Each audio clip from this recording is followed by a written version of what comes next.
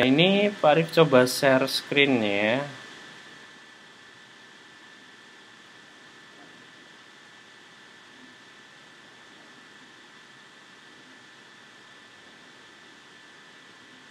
Bisa terlihat teman-teman?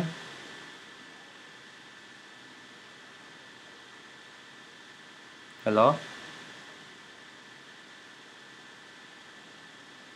Oke, bisa terlihat teman-teman share screen-nya Pak Arif? Bisa, Pak. Bisa ya. Nah, Bisa, Pak. coba teman-teman semua baca paragraf ini dulu ya.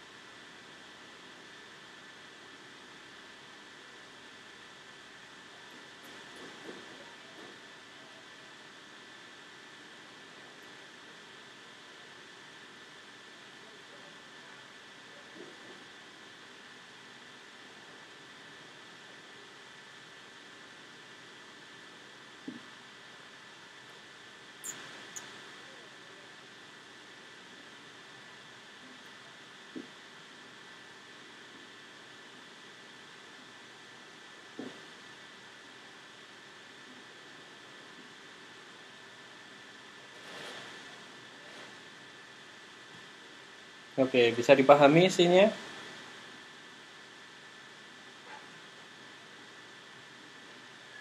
Bisa, Pak. Bisa ya. Gimana Mbak Julia? Menurut Mbak Julia, apa yang Mbak Julia tangkap dari paragraf itu tadi? Menurut saya di paragraf itu Hmm? menceritakan tentang tingkat kurang minat membaca di Indonesia, Pak. Hmm. Diangkat dari beberapa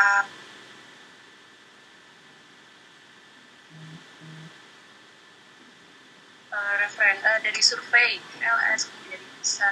Hmm. Oke, dari berbagai sumber ya. Oke, kira-kira Mbak Julia kesulitan tidak memahami paragraf itu? Tidak, Pak. Tidak ya. Nah, kalau ada sebuah artikel kemudian si pembaca itu mudah memahami isinya dari artikel tersebut, maka si penulis itu berhasil gitu ya. Gitu. Dan itu kan kalau teman-teman semua baca pelan-pelan gitu ya, kemudian cari ibaratnya itu tulisan itu isinya daging semuanya gitu ya. Nggak ada tulang-tulangnya gitu ya. Dan kalimat yang digunakan cenderung kalimat efektif ya. Jadi tidak bertele-tele, to the point ya. Kalau menyampaikan pisah itu mengadakan survei hasilnya apa ya langsung disampaikan seperti itu gitu ya. Jadi karena ini memang bahasa jurnal ya, bahasa artikel jurnal, jadinya memang dia basisnya adalah to the point itu tadi, gitu ya. Nah, kalau kita scroll lagi ke bawahnya, maka kita akan menemukan, nah di sini. Jadi teman-teman, ini kalau kalian melihat ini ya, referensi yang dia itu kadang bertingkat gitu ya. Jadi dia mengambil lebih dari satu referensi untuk menyatakan satu kalimat. Wah, ini salah satu apa ya? Keterampilan dalam mengorganisasikan kalimat.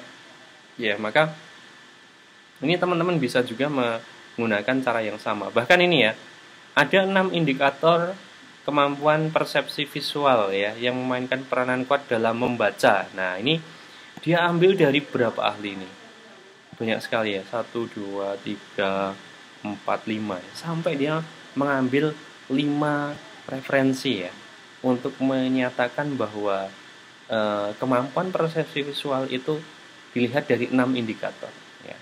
Ya bisa jadi itu satu satu ahli mengemukakan satu indikator ya, 1 sampai 2 indikator. Nah, sehingga dia gabungkan jadi satu ya, gabungkan jadi satu jadi 6 indikator.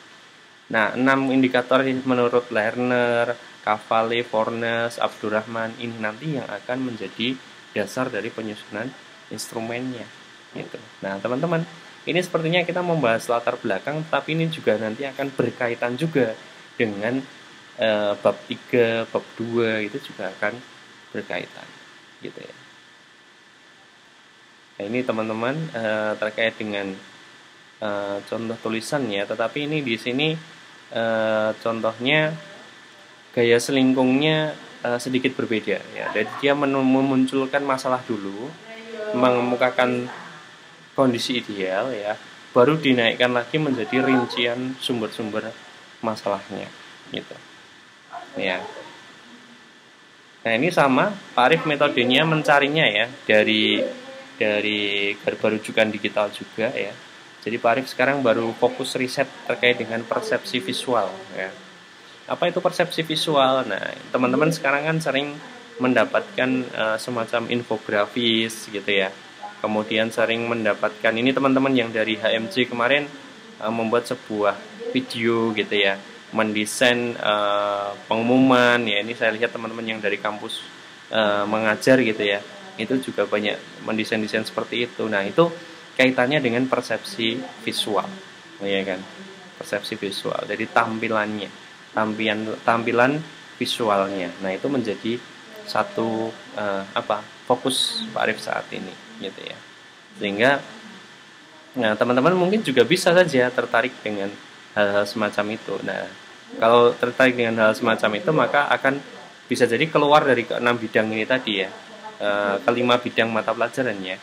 Mungkin nanti akan masuk kepada manajemennya, mutunya, kualitasnya, itu bisa juga ya. Nah, jadi bisa didesain semacam itu. Nah, begitu teman-teman ya untuk latar belakang ya. Mungkin ada yang mau ditanyakan lagi ya.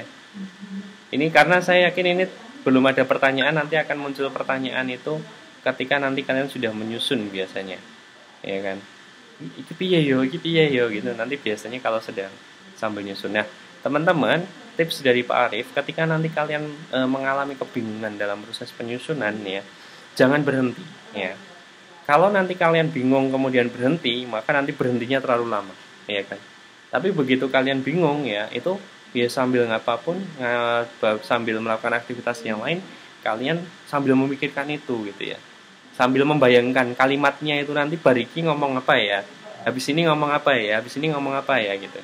Karena besok akan kita bedah tuh satu-satu ya.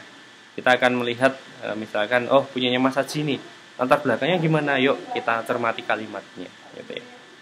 Ya, dari sisi tahap pertama dulu, yaitu mengungkapkan kondisi ideal gitu ya.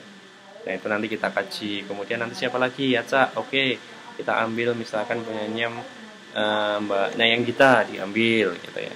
Kemudian Mbak Amalia, Mbak Dani ya. Kemudian Mbak Trianggreni, Mbak Lili. Nah, itu nanti dianalisis gitu ya. Kita sampling ya untuk kita berikan masukan. Nah, sehingga nanti teman-teman sudah punya ini bagian pertama dari proposal risetnya ya. Besok tinggal bimbingan sama pembimbingnya kalau sudah di plotting dari prodi seperti itu. Begitu teman-teman ya.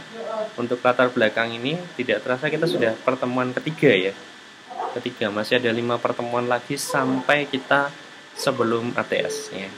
Jadi kalau ini 3 sudah, masih ada 5 kan, 5 kurangi ATS 1, jadi masih ada 4 itu membahas bagian kajian pustaka dan juga kajian pustaka dan juga metodologi penelitian. Setelah metodologi penelitian nanti kita akan membahas terkait dengan instrumen. Ya pas nih, kayaknya pas nanti. Jadi minggu depan kita akan membahas temuannya, kemudian bahas bab 2-nya. Kalau bab 2 biasanya Pak Arif nggak begitu legit ya. Nanti itu haknya dari DP pembimbingnya saja ya. Pak Arif legitnya di bagian latar belakang saja. Ya. Begitu. Oke, teman-teman. Kayaknya itu dulu ya. Kalau memang tidak ada pertanyaan lagi ya, kalau tidak ada pertanyaan lagi, Pak Arif cukupkan ya, dan record dari pertemuan hari ini nanti insya Allah Pak Arif tempelkan di Moka ya, sehingga nanti teman-teman bisa memutar ulang ya. Mungkin ada penjelasan yang kurang jelas atau mungkin ada sesuatu yang lain ya. Ya, begitu cukup. Ya, ya. Karena ini puasa ya, mungkin juga apa? Sudah ngantuk-ngantuk juga ya, Pak Arif juga ngantuk banget ini. Tapi nggak apa-apa, nanti semoga teman-teman dimudahkan ya dalam menyelesaikan proyek ini. Begitu.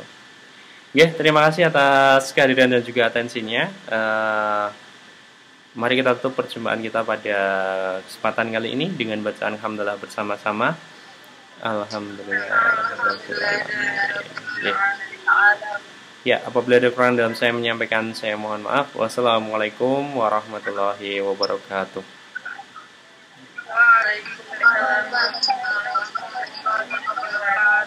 Ya. Terima kasih Pak. Iya, sama-sama.